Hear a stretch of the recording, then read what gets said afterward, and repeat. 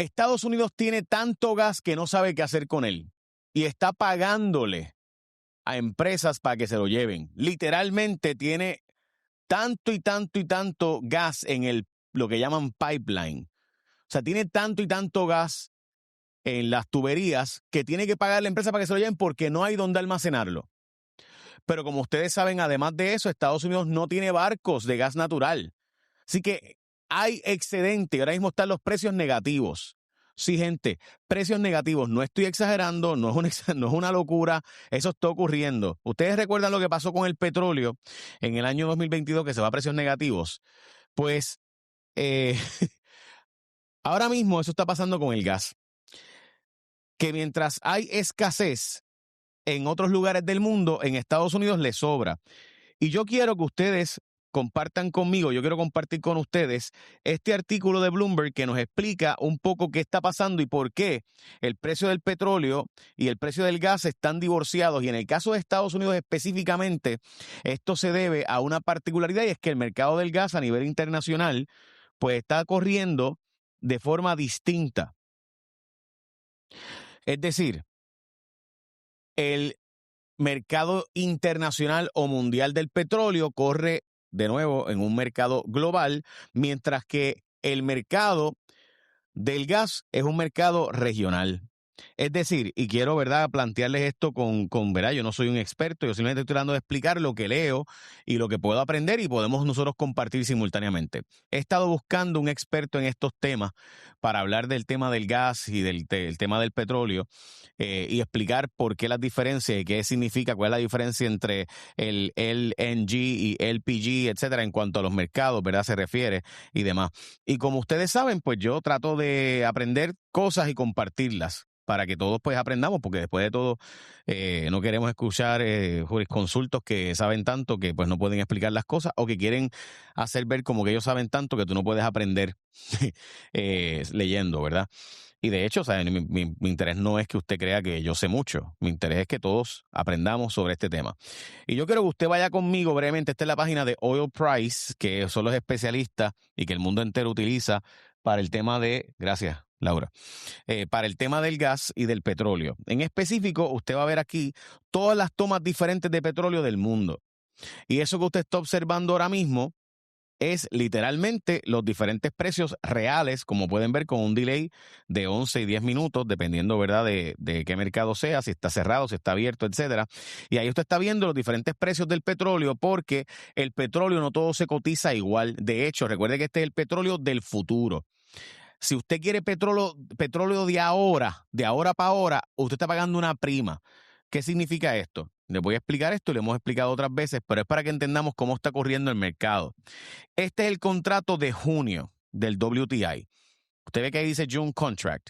Pues esta realidad implica que el WTI, el petróleo del West Texas Intermediate, que es donde, de hecho, este es el que se trafica en el NYMEX, este es el que nosotros más nos afecta, pues ese contrato que usted está viendo ahí está a $101. Y como eso está a $101, pues ¿a cuánto está en el futuro? Bueno, pues si yo quiero comprar hoy el derecho del próximo petróleo del futuro, tengo que pagar, aquí está, el de julio está a 96.59. Ahora mismo, si usted quiere el petróleo en cash, es decir, si usted quiere comprar petróleo de ahora para ahora, en vez de a 101, que es el petróleo del futuro, el petróleo real, el petróleo presente, está a $105 aproximadamente, bajando $1.83. Es decir, si usted quiere el contrato futuro, el Futures Price Contract, usted tendría que pagar por el derecho que eventualmente, ok, y explico esto para que de nuevo tengamos todos el conocimiento de qué significa todo esto. La propuesta del gobierno de Irán de dejar la pelea hasta aquí tiene unas implicaciones para Donald Trump que son para mucha gente a corto plazo políticamente, pero en el mercado son a bien largo plazo. ¿Por qué? Porque ya esto está afectando no solo el petróleo actual, sino el del futuro y en específico el petróleo que se trafica a nivel global y usted puede comprar en el mercado. O sea, yo hoy pudiera comprar futuros en el mercado de valores si tuviera acceso, obviamente. Y si usted saca el dinero, ¿verdad? Ahora mismo, pues usted pudiera comprar el petróleo del futuro. El problema es cómo llega a tu casa, ¿verdad? Así que, ¿qué ocurre? Cuando usted empieza a comprar, el petróleo requiere diferentes mezclas. En específico, por ejemplo, el petróleo de Venezuela hace falta mezclarlo con muchas cosas o con otro petróleo y con un derivado del petróleo que tiene diferentes utilizaciones.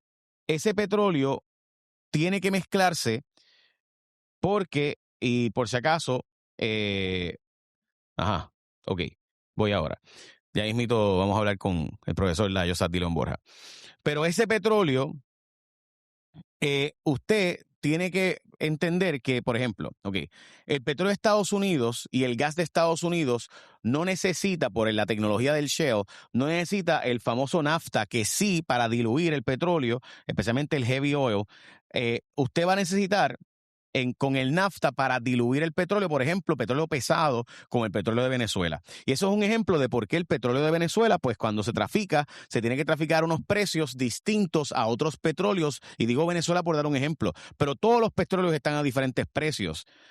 Lo que pasa es que, ¿verdad? El Brent Crude, el WTI, es petróleo más limpio, pero eso no significa que es mejor por ser meramente limpio. Es que, por ejemplo, del petróleo pesado, usted puede hacer más productos, usted puede hacer más derivados.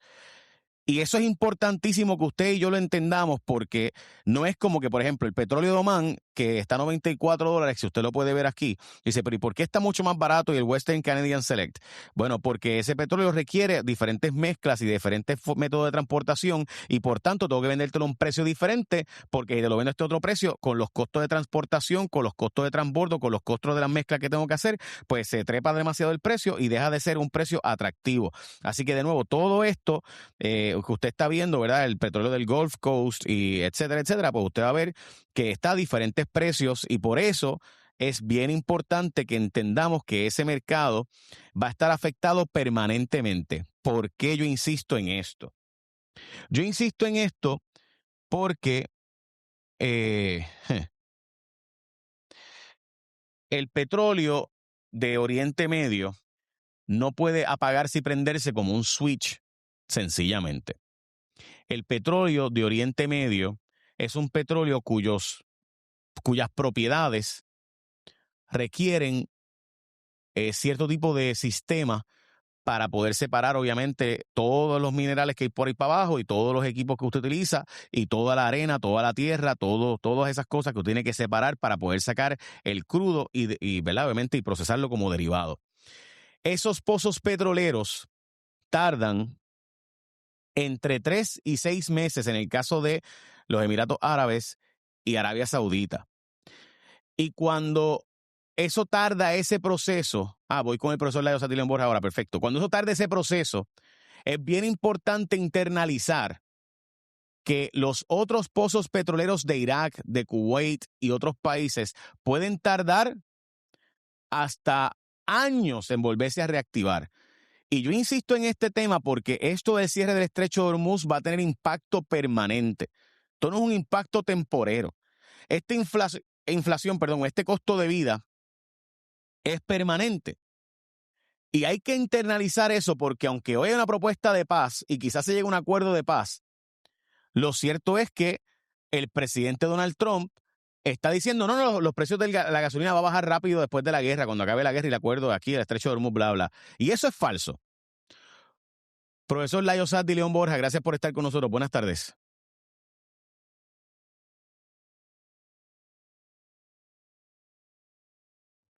Discúlpeme si no me puse los headphones y ahora es que lo podría escuchar. Profesor, ¿me escucha? ¿Me escucha, profesor? No lo estoy escuchando acá, José, así que si me puede chequear. Está prendido. So, no sé por qué no está escuchando. A lo mejor está apagado allá el transmisor, por si acaso. Chequéate a ver. Pues lo que les decía es que esto va para largo porque el impacto que tiene cerrar el estrecho de Hormuz es el mismo que le está ocurriendo a Estados Unidos con el gas natural. La tubería de gas que ahora mismo Estados Unidos tiene que pagarle a empresas para que se lleven su gas porque está produciendo tanto gas que no tiene dónde almacenarlo y está en precios negativos, como les mencioné y les enseñé el artículo de Bloomberg, pues eso también le está pasando a el petróleo de Arabia y el petróleo particularmente de Irak, Kuwait, etcétera, porque esos pozos petroleros no tenían dónde almacenarse. Así que usted tiene que apagar la extracción. En el caso de Irán, por las sanciones que Estados Unidos había puesto, ya había tenido que en varias ocasiones disminuir la extracción y aumentar la extracción, por tanto están más preparados para poder hacer la gestión de apagar y prender, y no es que se apaga por completo, pero en el caso de estos otros países han tenido que apagar por completo su producción. Y eso, para reactivarlo ahora, va a coger mínimo de 3 a 6 meses en el caso de Qatar, Arabia Saudita y demás. Ok, perfecto. Ajá, bello. ¿Qué pasa? Que además de eso, conseguir el NAFTA también va a implicar que el procesamiento de los otros pozos petroleros y de los otros sistemas que requieren mezcla igualmente va a estar atrasado, porque el petróleo usted no lo saca y ya lo usa, usted necesita procesarlo. De hecho, cuando el petróleo petrolero en diciembre pasó todo aquel revolú de Estados Unidos, que empezaron las sanciones desde octubre, y empieza Estados Unidos a detener la producción o a detener, ¿verdad? Por eso voy con usted ahora. Y cuando Estados Unidos empieza a intervenir para evitar y crearle un bloqueo naval a Venezuela, cuando eso ocurrió, es bien importante que entendamos que Venezuela tuvo que recibir nafta de Estados Unidos o no podía sacar su petróleo para poder convertirlo en un producto derivado. Y eso fue parte de la forma en la que Estados Unidos puso de rodillas al petróleo venezolano, porque el mercado del petróleo no es que usted saque el crudo y ya, hay un montón de procesos adicionales, hay miles de productos que usamos todos los días. Y lo que quería plantear con esto, gente, es que el impacto de esto no es temporero. Esto tiene un impacto permanente y por mucho tiempo, no solo porque lo que está ocurriendo en Estados Unidos con su gas natural, que ha tenido un excedente al punto de que tiene que pagar la empresa para que se lo lleven en precios negativos. Es decir, tengo tanto y tanto gas en mi tubería que por favor llévatelo, la tubería explota. Y le han pagado empresas para que se lo lleven. Esto no es algo común, esto no ocurre todo el tiempo, pero está ocurriendo ahora mismo. Y lo mismo ocurre cuando tú rompes el mercado de Arabia Saudita y de Qatar y de los Emiratos Árabes y de los países exportadores de petróleo. Y por eso es que usted ve que los Emiratos Árabes rompen con la OPEP, porque lo que está planteando los Emiratos ahora mismo es: yo quiero producir mucho más a precios actuales porque creo que el mercado a precio posterior quizás no es igual de atractivo para mí, y los países miembros de la OPEP, Arabia Saudita, que es el principal país obviamente, dicen no, vamos a limitar. ¿Por qué? Porque Arabia Saudita gana más cuando extrae su petróleo, porque es el que menos costoso le es extraer su petróleo. Así que Arabia Saudita, jugando el long-term game, dice, no, vamos a mantener, vamos a producir cierta cantidad.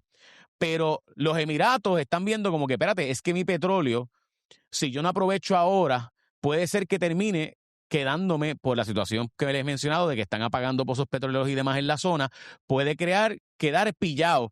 Y por eso es que estas diferencias son importantes y la OPEP se está desmoronando. Los países exportadores de petróleo, los países que son un cartel que buscan regular la producción petrolera, aumentando o disminuyendo, porque ellos quieren mantener un precio alto, relativamente alto. Cuando usted ha visto que el petróleo baja dramáticamente, es porque los países exportadores, la OPEP, Arabia Saudita particularmente, que es el país más grande que exporta, ¿verdad?, junto con Estados Unidos y Rusia, trata de mantener un precio, y cuando ellos los bajan es porque hay un competidor como el gas natural y el fracking y el shale de Estados Unidos que estaba compitiéndole con precios extremadamente bajos, y por eso es que ellos bajan el precio.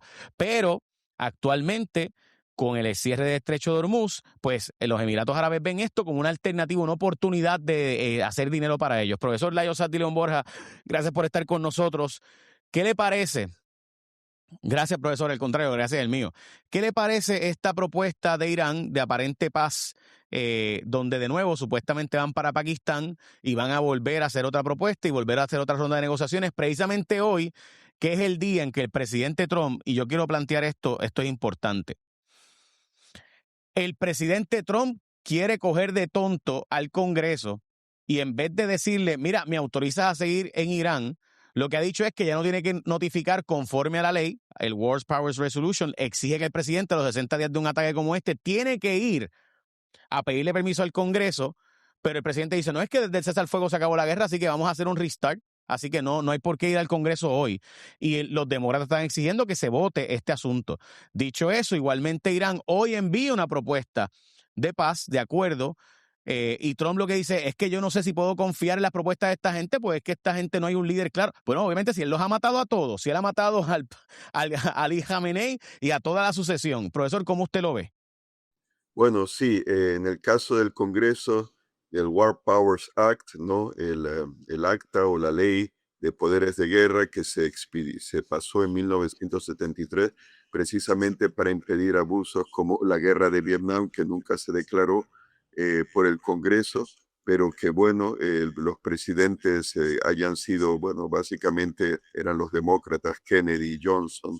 Después lo heredó todo Nixon y él es el que empezó a salirse de esa guerra, a vietnamizarla, creo que era el término, menos tropas americanas y más de Vietnam del Sur, pues para evitar un conflicto largo y sin límites, era la idea esa de que a los 60 días de una guerra, si no se ha declarado, porque es el Congreso, según la Constitución americana, el que puede declarar la guerra, hacer la paz, pero no el presidente unilateralmente, pues es un juego de Trump el decir que bueno, que cuando se declaró el cese al fuego ya se puso fin al conflicto y si Trump vuelve a atacar, que parece que es lo que intenta hacer con el apoyo de Israel también, Israel acaba de recibir, creo que, creo que eran 6,5 toneladas de bombas o más, eran 60 toneladas, bueno, ha recibido una gran cantidad de bombas probablemente inteligentes y misiles de Estados Unidos.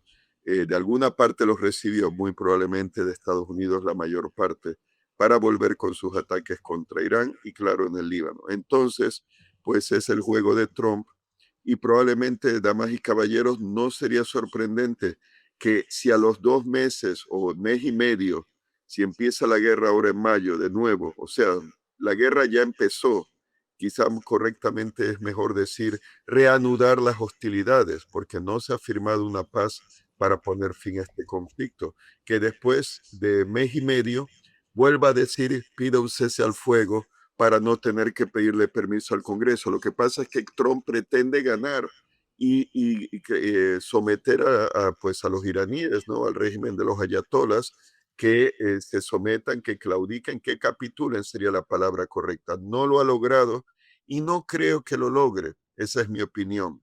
Y los iraníes tratarán de alargar la guerra hasta septiembre para hacer el mayor daño posible, pues el bloqueo del estrecho de Hormuz, a la subida de los precios del petróleo, de la gasolina, de todos los gastos, ¿no? Del diario vivir del ciudadano americano, aparte del resto del mundo. Y así a ver si logran una gran derrota del Partido Republicano en el Congreso. Pero bueno, yo lo que diría es que si Trump se sale con ese juego de cada mes y medio, antes de que se completen los 60 días, vuelve a pedir, aunque sea unilateralmente, un cese al fuego. Irán, claro, no quiere seguir con la guerra, pero Irán tampoco quiere el régimen de los ayatolás capitular así nomás.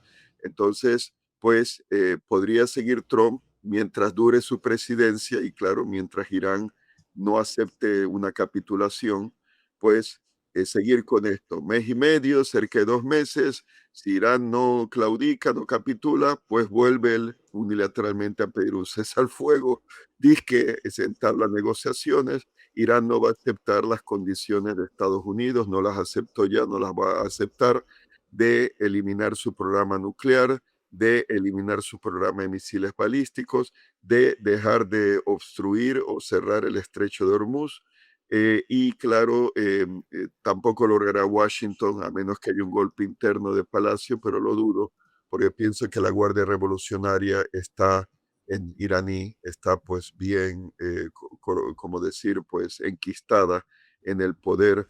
Además, según escuché, esto es de parte de un analista entrevistado por la BBC, por un lado, la guerra, quien se encarga allí es la Guardia Revolucionaria, con, por ejemplo, el Artesh. Artesh es la palabra en persa para el ejército, porque la Guardia de la Revolución Islámica no es formalmente el ejército, pero es una formación pues militar que tiene ramas aéreas, navales, pero que no es la Marina de Guerra formal ni el ejército formal. El Artesh, en persa, el ejército iraní es aparte, pero quien dirige las operaciones parece que es la Guardia Revolucionaria.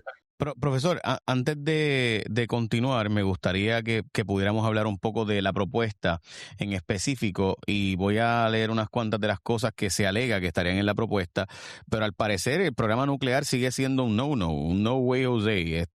Así que Estados Unidos, Irán, ha entregado unas nuevas propuestas. Le decía, y me parece que es importante que entendamos, que obviamente la economía tiene que ver con esto y el presidente ha cogido de tonto o sea, es evidente que el presidente Trump ha cogido de tonto al Congreso al decir, no, la guerra se acabó porque ya no estoy bombardeando, porque hay un acuerdo de cesar el fuego. Irán hoy envió un acuerdo de paz y la propuesta aparenta ser, ¿verdad?, que se ha enviado, donde lo que dice vía Pakistán, que como sabemos es quien ha estado negociando todo esto, que aunque no van a dar información de cuáles serían los issues principales, y voy a leer esta parte, dice, la Guardia Revolucionaria, o Irán, realmente, did not elaborate on what the Iranian proposal entailed on key issues such as Hormuz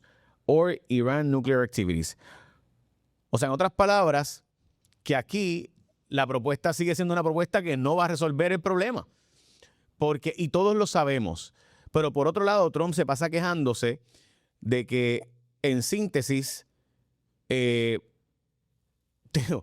o sea, y de hecho, a mí me pareció interesantísimo cómo Irán dice, mira, buena suerte, dice, good luck blockading a country with those borders. O sea, buena suerte bloqueándole el acceso ¿verdad? Porque ellos pues tienen capacidades, tienen fronteras enormes, ¿verdad? Gigantescas. Así que les planteo esto porque parte importantísimo es que aquí estamos hablando de un intento de Trump de tratar de domar a este toro, pero parece que el toro no es domable. Profesor, su perspectiva sobre esto y por si acaso la propuesta, la que sea, aparenta ser que no incluye un acuerdo sobre el programa nuclear iraní. Sí, Y ese ha sido ese es el tranque de todo. sí, hace unos días se reveló que Irán proponía, no sé si era cuando fue ese intento fallido por parte de Estados Unidos de enviar una negociación, una delegación negociadora. A Vance no le dejaron ir al vicepresidente. Fueron pues Witkoff y Kushner, el yerno de Trump, Witkoff enviado especial de Trump para Rusia, para el Cercano Oriente, etcétera, etcétera. Y bueno, estos al final regresaron y Trump decía que para qué viajar, creo que 18 horas, si no ver nada nuevo. Bueno, la propuesta iraní era que si Estados Unidos levanta el bloqueo sobre los puertos iraníes, bloqueo naval, Irán va a levantar el bloqueo sobre el estrecho de Hormuz. Pero no se hablaba en lo absoluto, claro, o no se tocaría el tema del programa nuclear iraní, de sus misiles balísticos o de su apoyo a grupos pues irregulares, insurgentes, pues no estatales como Hezbollah en el Líbano, Hamas pues en Gaza, Ansarollah o los hutíes en Yemen, básicamente, específicamente Yemen del Norte. Entonces, bueno, eso podría ser básicamente la base de la nueva oferta iraní, empezando por allí. Levanten los bloqueos. Irán lo hace, pero Estados Unidos tiene que levantar el suyo. Pero da la impresión que Donald Trump no quiere, a menos, como digo, que Irán capitule y ceda en lo del programa nuclear, en lo de los misiles balísticos, y está claro el apoyo a Hezbollah y los otros grupos irregulares considerados terroristas por Estados Unidos, Israel, miembros de la Unión Europea, pero bueno, que por ejemplo Hezbollah es un partido político también, parte integral del gobierno libanés, o sea que no es meramente un grupo armado. Así que esa podría ser. Y en cuanto a Trump, lo que dice, que no hay con quién negociar, que no hay un gobierno claro, bueno, parece que eso no es cierto. Y bueno, no olvidemos Irán, pues es un país con mucha historia, son persas, la mayoría de los iraníes son persas. Hay ciudadanos iraníes que son árabes, que son baluchis de Baluchistán, que son kurdos, pero el núcleo integrador son los persas. Y para una nación milenaria como esa, decir que serían incapaces de organizarse en una situación de guerra, incluso de existencial, ¿no? De supervivencia del régimen que sería pues de los ayatolas, es simplemente caer pues desconocer la historia, desconocer a los pueblos. Seguro. Y Y profesor, hay un punto sí, que sale, pero sí, le escucho, profesor. Sí. sí, rapidito, rapidito. Esta sería la organización, la distribución de trabajo aparente dentro del gobierno iraní. La Guardia Revolucionaria se encarga de dirigir y llevar a cabo la guerra. Me imagino que el Artesh, el ejército, lo que quede de la Fuerza Aérea estarían pues supeditados a las decisiones del alto mando de la Guardia Revolucionaria, o sería un órgano colegiado en que miembros de las Fuerzas Armadas iraníes regulares más la Guardia Revolucionaria, pero yo diría que el alto mando de la Guardia Revolucionaria es el que tiene la última palabra. Entonces tienes, claro, la última y primera sería Moshtaba Hamenei, parece que está vivo. Si el hombre está vivo, el hijo de Ali Hamenei, aunque esté mal herido, pero parece que se le atribuyen decisiones, comentarios que ha hecho sobre pues, el tema este del conflicto con Estados Unidos. Si el hombre está vivo, pues él tendría en última instancia, como su padre, las decisiones, pero a nivel militar yo diría que es la Guardia Revolucionaria. Política exterior, pues sería el ministro de Asuntos Exteriores el que se encarga de eso, distribución de trabajo. Y el otro, el presidente, que él pues se encargaría, el presidente electo iraní, se encargaría de los asuntos internos, de todo lo que tiene que ver pues la economía, logística, etcétera, sería el presidente iraní, Pezeshkian. Pero ahí hay un liderato, o sea, se puede negociar. Lo que pasa es que Trump no quiere hacerlo, es mi impresión, ¿no? Y ya veremos si estalla la guerra de nuevo, que eso pues es lo que realmente quiere él. Dime, ibas a decir algo, Jay, perdona. Lo que pasa, profesor, es que si tú le matas el liderato uno a otro y toda la sucesión que pueda, pues no te puedes quejar después de que no tienes con quién negociar. O sea, yo imagino que si mañana, y esto también es otra cosa, o sea, y esto si ocurriera aquí, o sea, si mañana cae una bomba, Dios no lo quiera, ¿verdad? Dios nos cuide, en el mensaje de estado de situación del presidente de la nación y queda el último sobreviviente, que él queda a cargo, pues queda a cargo FEMA de la nación. Estados Unidos quedaría a cargo de FEMA.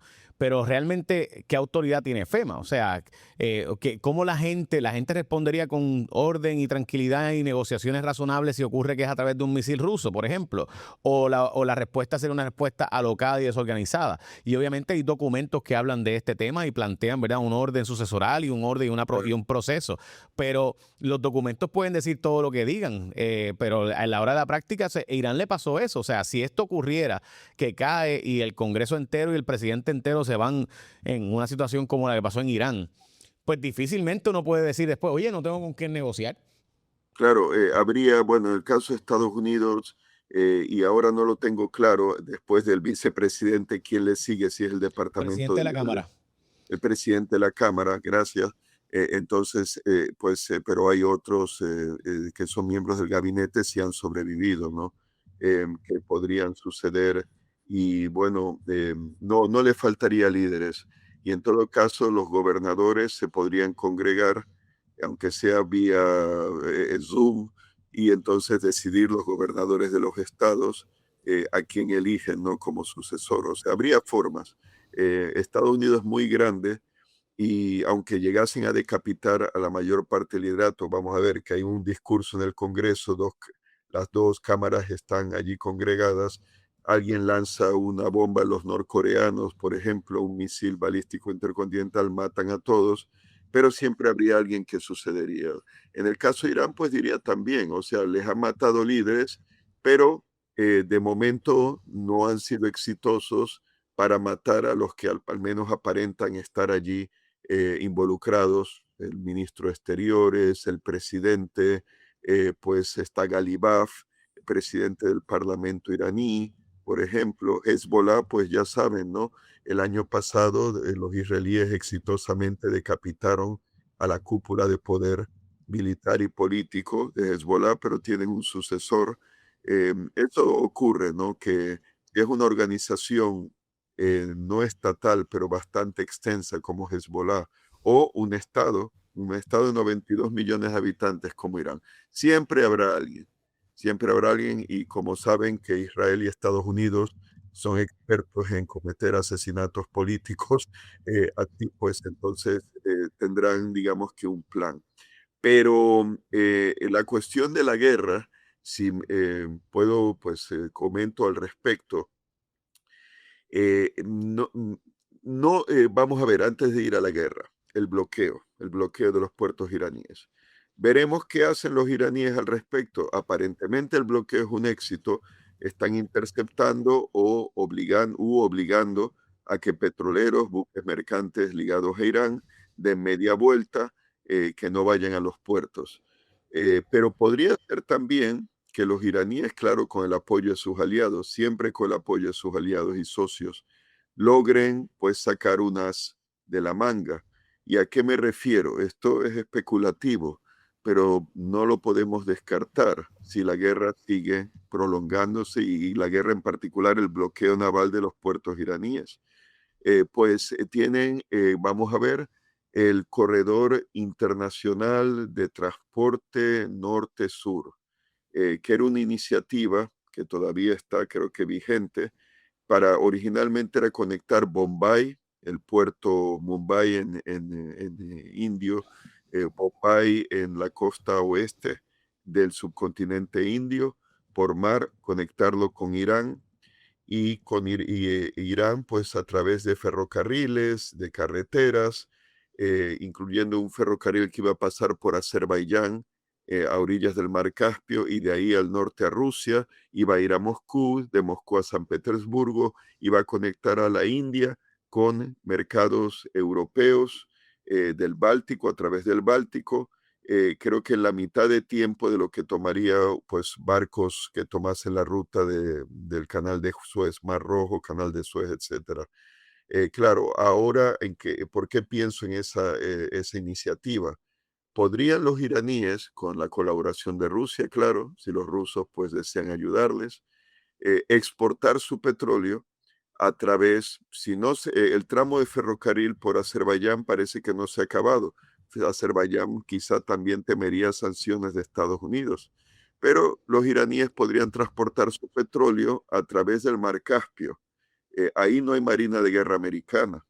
Entonces, de la costa norte de Irán, incluso había un proyecto de oleoducto de un puerto iraní en la costa del mar Caspio a un puerto en la costa del Golfo de Omán, no en el estrecho de Hormuz, para exportar petróleo de Rusia a través de Irán. Bueno, podría hacerse a la inversa, quizá, digo yo, exportar petróleo iraní a través de la flota fantasma rusa, por ejemplo. Eso es una idea que se me ha ocurrido, que los iraníes podrían recurrir y los rusos, a pesar de la llamada de teléfono que tuvo Trump con Putin hace unos días, Trump rehusó, parece que rotundamente, la propuesta de, digo, su amigo, ¿no? Porque lo trata como un amigo a Vladimir Putin, de mediar en una paz con Irán, ¿no? Pero he leído que según el New York Times, Rusia le va a suministrar drones kamikaze, de ataque, o sea, no los individuales de infantería, los FPV, sino lo que en inglés es OWA, UAV, se lo traduzco, One Way Attack on Manned Aerial Vehicle, vehículos aéreos no tripulados de ida, de una dirección de ataque, o sea que no regresan, sino van a bombardear. Es lo que, como los famosos Shahid 136 y los Geranio 2 que Rusia usa contra Ucrania, etcétera. Que Rusia les va a suministrar a los iraníes eso. Otra alternativa que los iraníes pueden sacar de la manga, pues sería la nueva ruta de la seda de los chinos. Vamos a ver la iniciativa de la faja, y de la ruta, ¿no? O del cinturón, la iniciativa del cinturón y de la ruta, que eso sería si los chinos lo permiten y los países de Asia Central también, claro. Parece que Irán en el pasado había propuesto a la China oleoductos para no depender quizás solo en el transporte a través de petroleros. Pero si hay un bloqueo naval por parte de Estados Unidos y los chinos necesitan el petróleo, a pesar que han descubierto un yacimiento en el mar de la China, ahora no sé si es meridional o mar de la China oriental, en el cual habrían descubierto 100 millones, no sé si barriles de petróleo en reservas probadas. O sea que en aguas que los chinos reclaman como suyas y que controlan de hecho, ¿no? Quizá no de derecho, pero de hecho. Creo que están incluso en aguas chinas. Profesor, Por- antes de que siga por ahí, es que yo quería preguntarle, y como el tiempo me va a premiar, Hezbollah aparenta ser que está utilizando el sistema de los que está usando Ucrania sí, de drones con fibra óptica. Y eso es una sí, historia del New York Times, ¿verdad? Y creo que sí, es sí. importante puntualizar, profesor, esa historia. Igual, me gusta, o sea, y eso es lo que eso significa.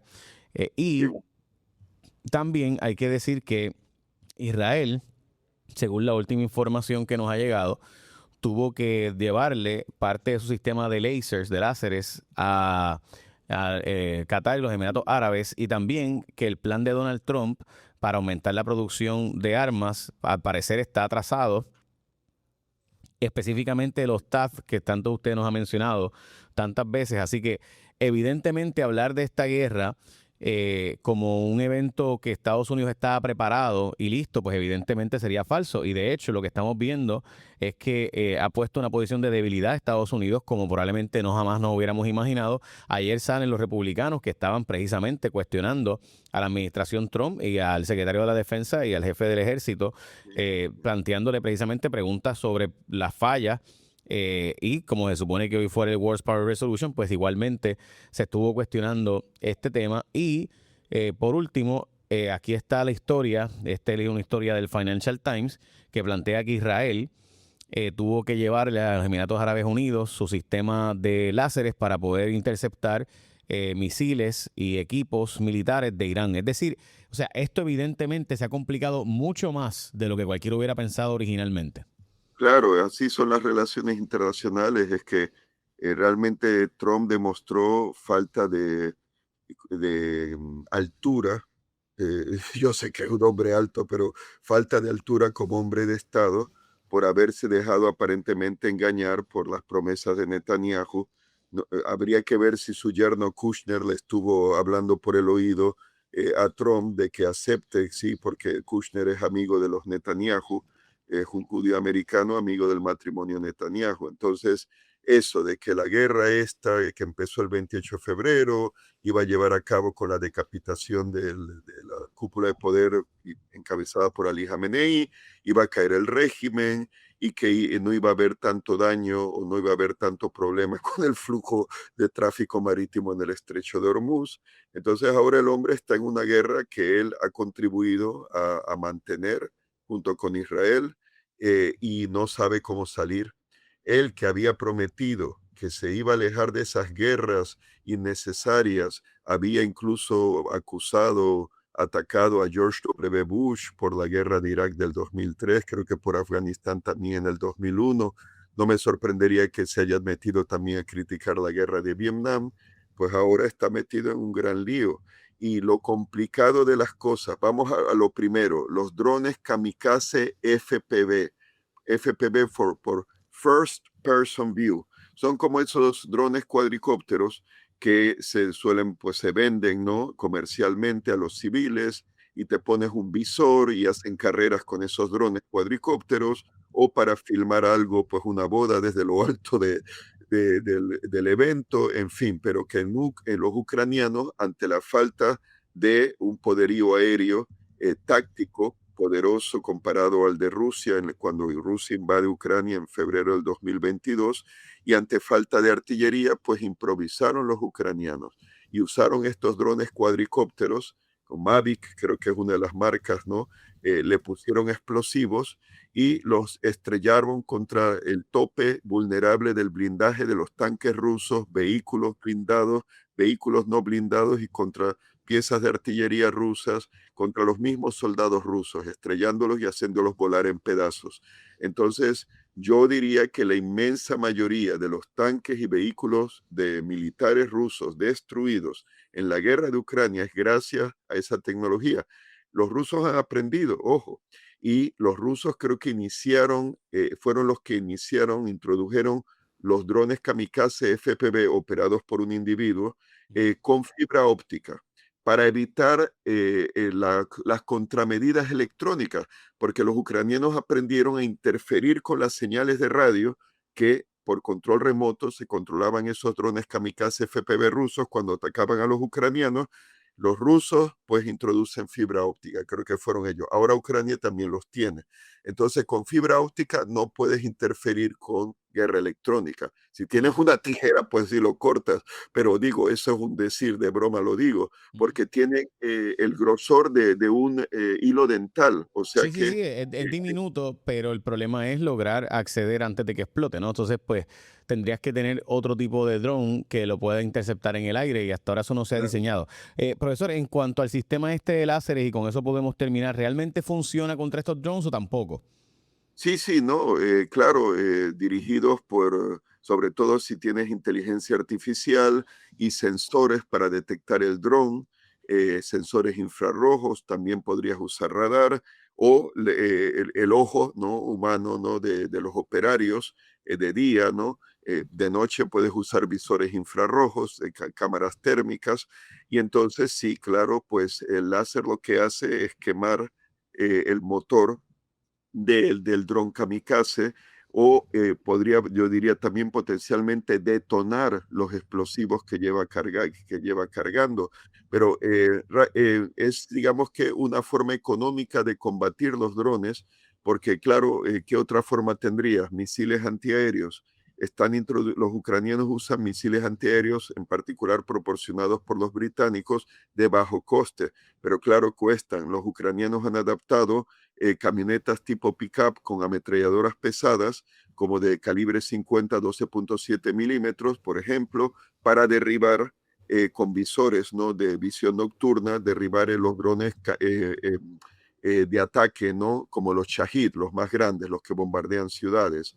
Entonces, potencialmente, un soldado, si le da tiempo con armas de fuego, puede derribar uno de esos drones y va a atacar. Otra cosa es que vayan en enjambres, ahí ya es más difícil y se está utilizando la inteligencia artificial para discriminar y distinguir, pues me imagino, amigo de enemigo, civil de soldado enemigo. Lo que está haciendo Hezbollah es introduciendo este tipo de arma contra los soldados israelíes que han invadido el sur del Líbano y claro, Israel aparentemente no tiene una respuesta como los rusos no tuvieron una respuesta realmente para detener los drones kamikaze FPV ucranianos. Y eso es lo que a mí también me preocupa, que Irán, si desembarcan tropas americanas como parece que quiere Trump para ocupar, digamos que sería en teoría la orilla norte del estrecho de Hormuz, la orilla norte que es iraní, los iraníes pueden usar de todo, misiles balísticos, misiles crucero, drones kamikaze pesados, ¿no? Los de una sola dirección, y pueden usar los drones kamikaze FPV Profesor, contra la infantería americana. te- Un último punto, sí, sí. espera, te lo digo o tú me preguntas. No, no, no, adelante y con eso terminamos. Rapidito, rapidito, el domo dorado, la defensa antimisil de Estados Unidos. Pues me he enterado, ¿no? De un artículo, me lo pasaste tú, creo que de Bloomberg, que Corea del Norte está llegando a un punto en que va a tener más ojivas nucleares para poder, y misiles, claro, intercontinentales, balísticos intercontinentales, para atacar exitosamente a Estados Unidos sin que, o sea, con mayor número de armas nucleares que el número de interceptores que tiene Estados Unidos para la defensa de Estados Unidos desplegados en Alaska, en Fort Greely creo que es, y en Vandenberg, la base esta aérea y espacial que tiene Estados Unidos. Entonces, ahí hay una cosa. Estados Unidos bajo Trump están gastando defensas antimisiles en esa guerra que era innecesaria, porque Irán ahora con más razón incluso puede buscar el arma atómica como disuasión. ya que Trump ha amenazado con borrar del mapa la civilización persa, ya que un Trump desesperado, al no poder doblegar al régimen iraní, sería capaz de usar armas nucleares tácticas, aunque sea para destruir las ciudades esas de misiles subterráneas, que Irán pues se ha dicho que tiene una por cada provincia. Creo que Irán tiene 31 provincias.